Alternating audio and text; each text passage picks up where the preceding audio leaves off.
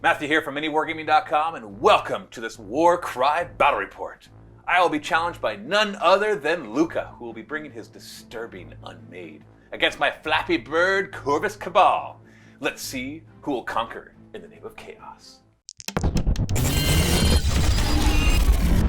We play and call it work. MiniWarGaming's Warcry battle report. Today I play the Unmade, a deeply disturbing chaos cult. They enjoy the activity of flaying the flesh off their face and applying them to their belts. The leader of the Unmade is a blissful one. Accompanying the blissful one will be 2 joyous ones, as well as 2 awakened ones with flails for range. I also brought 2 more awakened ones. These ones have brutal polearms though. And to finish off the warband, we have 2 ascended ones. I will be playing the Corvus Cabal, which I chose because they just look cool, and who doesn't want to be a bird person? Leading the warband will be a Shadow Piercer. And then the most wannabe bird of them all, the Shrike Talon.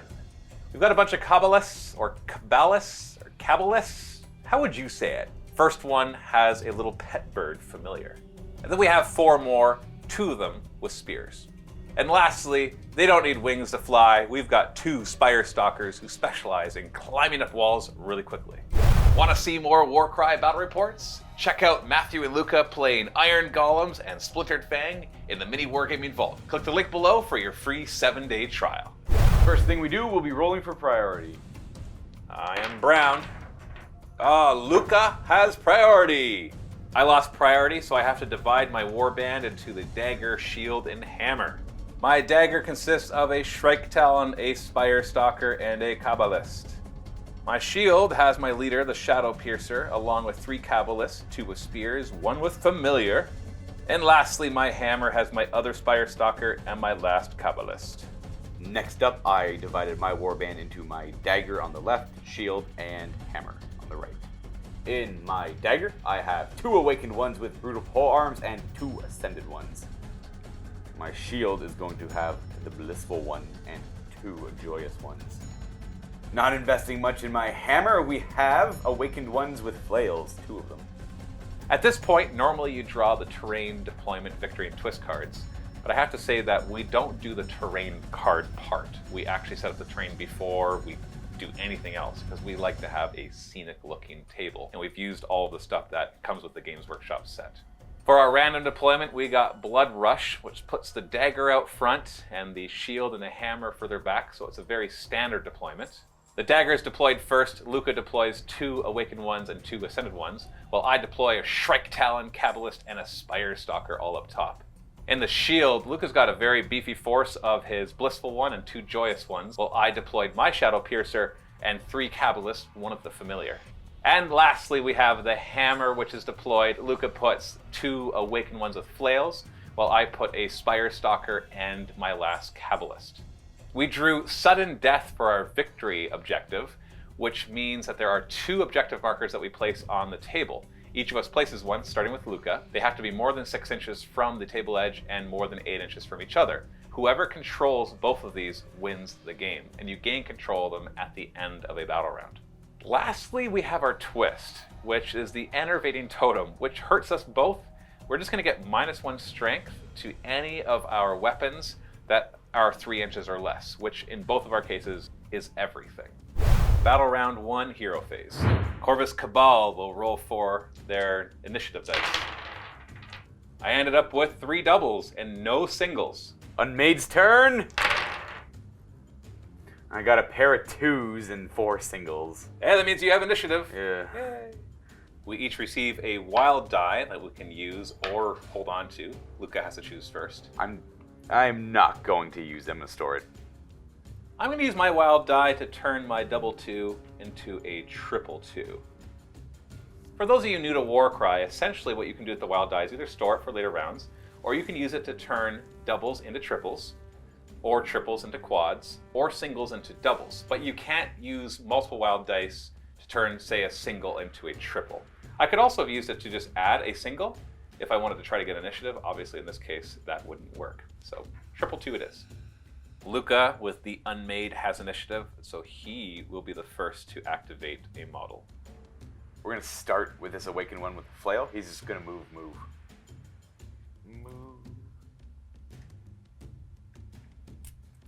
I will then activate my Spire Stalker.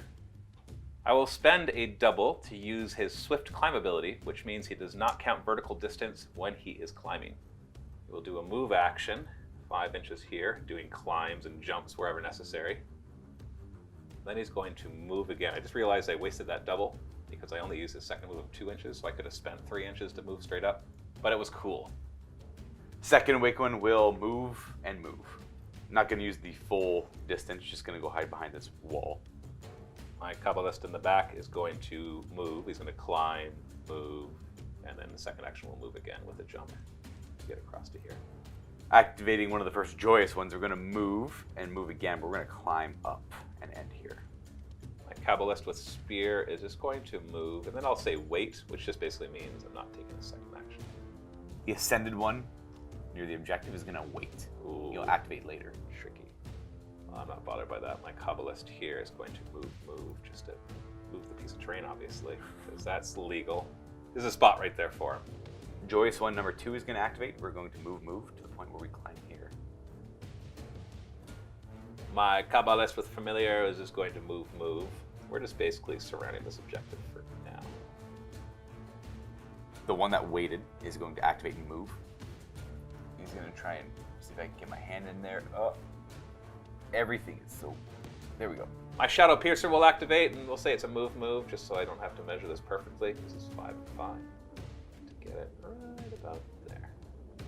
First Awakened One with Polearm is going to move to here. My Kabbalist is going to go, Kaka! He's going to jump, boom, and land down within an inch of you, taking some impact damage. Whenever you fall down at least 3 inches, you roll a die. On a 4 or 5, you take 1 damage. On a 6, you take 3. No impact damage. I have 4 attacks, normally strength 3, but down to strength 2. Your toughness is 4, so that strength difference doesn't really matter. So it's just 5s. Oh, golly, we got 3 critical hits. Woo! If I had rolled another 5, he'd be dead. He's down to 1 health. That was one heck of a hit. This Ascended One is going to retaliate, move 5 and attack. Bring it. Your Ascended ones are 4 attacks with 4 strength, but it goes down to 3 strength, which does matter because I'm only toughness 3. So you need 4s. Okay, that's 3 4s. Brings him down to 2 out of 8 of his wounds. Almost one-shot at him. I will activate my Spire Stalker. I will use my other double to use his Swift Climb, so I can go down without worrying about hurting myself. He will then move, climb down, and then move over, and then we'll swing at your other Ascended One. Spire Stalkers are 4 attacks, 4 strength, so down to 3 strength, which in this case does make a difference. Need 5s, although delicious 6s would be nice again. 2 5s. Okay. Or 2 damage. You have 6 wounds left. Awakened One is going to leap from the bridge Straight over. to about here and then drop. Poke. First impact. Oh, he takes 1 damage. We're going to switch to dice for the wound tokens, just because they'll take up a little less space and a little clearer. Your Awakened One has 2 attacks at strength 3 normally, but down to 2. And you're attacking the Spire Stalker, the full health Spire Stalker. Yeah, that guy there, I don't like his face. Looking for 5s. Oh yeah! My Shrike Talon is going to activate and go Kaka! And we're going to use his triple ability called Swooping Attack. I'm going to do a jump, so he's going to move and jump, and we've already checked this. It allows him to fit right here. Does he take impact damage? Oh yeah, 3 damage. The wings didn't help me. He's down to 17 wounds. I'll just put that here for now. Because he landed 3 inches further down, the swooping attack ability lets him do a bonus attack action, which I'm going to use on your super wounded Ascended One. I've got 5 attacks, normally strength 4, but down to strength 3. Just need a single 5+ to finish him off. Oh! It's not game over. No, it's not game over. Close, could have been. That could have been. Yep. Well, I'll just attack him again with my actual attack action. Finish him. Oh, we got him. Could have killed the other guy with that. That's 6 damage. Yeah, if he's got 1-5 earlier, that would have been game. Well, this one's going to activate and try and tear up the bird, or the wannabe bird. Shrike Talon. Boop. Pretty strong here. 5 attacks, normally strength 4, down to 3. But look at the damage, 2/6. So crits are big deals. I'll use my 1 set of doubles for onslaught for an action. 1 extra attack. 1 extra attack. Just want to point out, if you roll 666, you kill my guy. Bam! So I'll roll 1. Hey, that's But actually... you still got 3 5s, which means you did 2, 4, 6, 12 damage. That brings me down to 5 health. That brings us to the end of Battle Round 1. I have taken this objective with 4 to no models. And over here, we both have 3 models on the objective, which means nobody has taken control of that one. And remember, the objective is control both, and you win the game. Battle Round 2. Hero Phase Initiative Roll, starting with the Corvus Cabal. That gives me 3 singles and a triple, a good chance for initiative, but not many abilities. Then we have the Unmade. Oh, that's, again, 1 double and a lot of singles, but I wanted the initiative. We are both once again given a wild die, which brings Luka up to 2. I'm going to use 1 of my wild dice to make a triple, and I'm going to leave the rest as is and let Matt decide what he wants to do.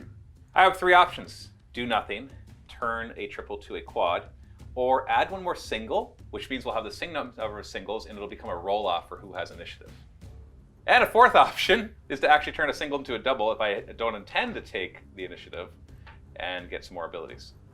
I'm going to say, screw it. You can keep initiative, Luka. Nice. I'm making a quad. Opening up this turn with the blissful one that I have initiative into the Strike Talon. Birdman. Roll a single 6 or 3 5s and you got me. You got me. Oh, 6 Just. damage. I had 5 left. You killed my 185-point Strike Talon. I'm going to use my triple now after that attack action for Vessel of Torment. Has to be my leader.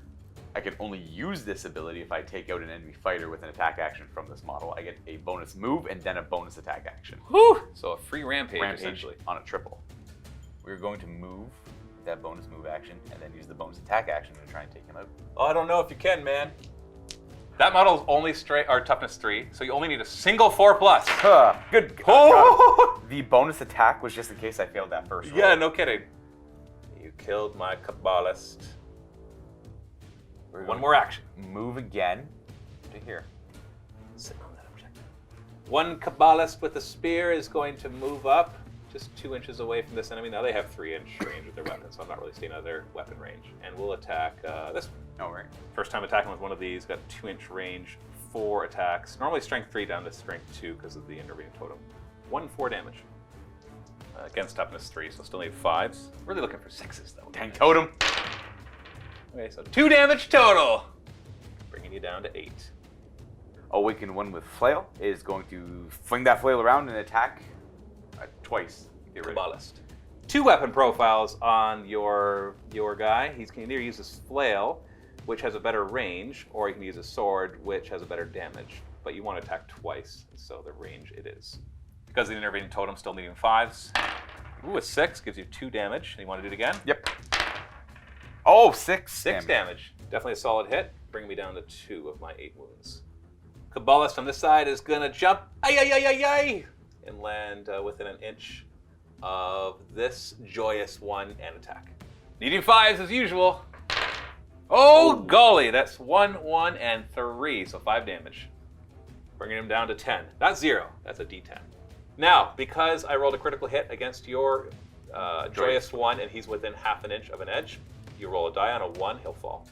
Very unlikely, but unfortunate. Okay. You got it, you're fine. The joyous one that just got attacked is going to attack the Cabalist. 4 attacks, normally strength 4 down to 3, 2 4 damage. It needs 4s instead of 3s. It's not bad. Oh, well, there's a crit, 4 damage. I'm down to 4, and I made a mistake of being within half an inch of an edge, so I could fall. You can roll it. On a 1. Ah, it's a 6, so he actually jumps higher. Sorry, we forgot that you had a second attack. I'll probably just attack again. Well, the thing is, Yeah. that fall should have been done at the end of everything. Oh, right.